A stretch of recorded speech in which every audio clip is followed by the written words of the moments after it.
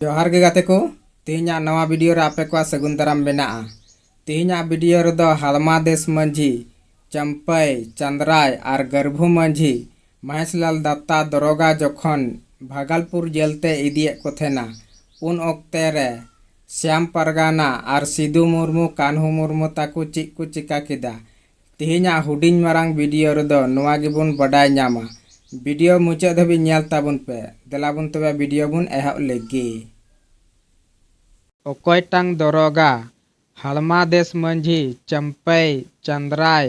और गर्भू मंझी डंडा रे तोल काते भागलपुर जेलते इदिए को ताहेना महेशलाल दत्ता दरोगा गोलवाय लगी ओकय किन कुरमुताहा महाजन संगे रिकिन ताहे कना केनाराम भगत और बेचाराम भगत हालमा देश मंझी चंपई चंद्राय और गर्भू मंझी ताको महेशलाल दरोगा बिन दोस्ते भागलपुर जेलते इदिए कुआ नुआ कथा श्याम परगाना ओकय होतेते बडाय किदा हालमा रेन ओला हल होतेते हालमा देश मंझी चंपई चंद्राय और गर्भू ताको महेशलाल दत्ता भागलपुर जेलते इदिए को ताहेन नुआ कथा सिदू कान्हू चांद भैरव मुर्मू और जरवा वाकान होद ठेन ओकय सेटर किदा श्याम परगाना कुल को जुवन कोला ओकय होहोते भोगनाडी रिया मारांग टंडी रे 1855 रिया 30 जून 30,000 हॉल को जरवा लेना सिदू मुर्मू और कान्हू मुर्मू होहोते इन हिलो जरवा काते ची को गोटा किदा इन हिलो आ जरवा रेदो नुआ को गोटा किदा जे आबो दो लड़हई छाड़ा एटा जहान हर दो बनु ताबुना ओनाते आबो दो लड़हई हुयु ताबुना हालमा चंपई चंद्राय और गर्भू ताकू दो भागलपुर जेल इदी को जोखेन निंदा दो ओकारे को दोहो अंगाले कुआ बरहेट रे ओकय ओला रे को दोहो अंगाले कुआ महेंद्र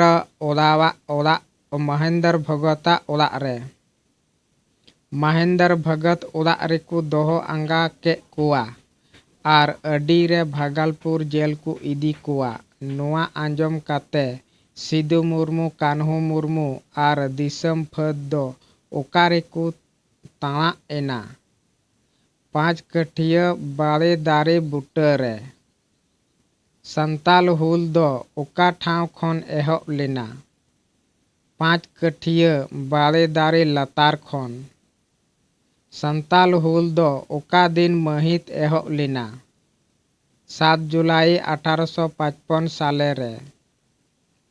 केनाराम भगत और कुरमुताहा दरोगा महेशलाल दत्ता तकिन साते आरहों मी बार हॉल 5 कठिया बाड़े लतार रे ओकय हेले गoj के कुआ गर्भू मंझी तेहिन खन संथाल हुल दो एहब इना नोआ कथा दो दिसम हॉल ठेन ओकय लय जहिर लिदा सिदू मुर्मू 5 कठिया बाड़े लतार खन हुल मेन काते ओकय होहो लिदा गर्भू मंझी संथाल हुल ओक्ते भागलपुर रेन कमिश्नर दो ओकय ताहे कना मिस्टर CF ब्राउन संथाल हुल ओक्ते भारत दिसम रेन गवर्नर दो ओकय ताहे कना लॉर्ड डलहौजी संताल हुल ओक्ते राजमहल और भोगनाडी इलाका रे मिलिट्री नेल तोराव लगी दायित्व भार दो ओकय को इमादी ताहेना मिस्टर FW बोरेज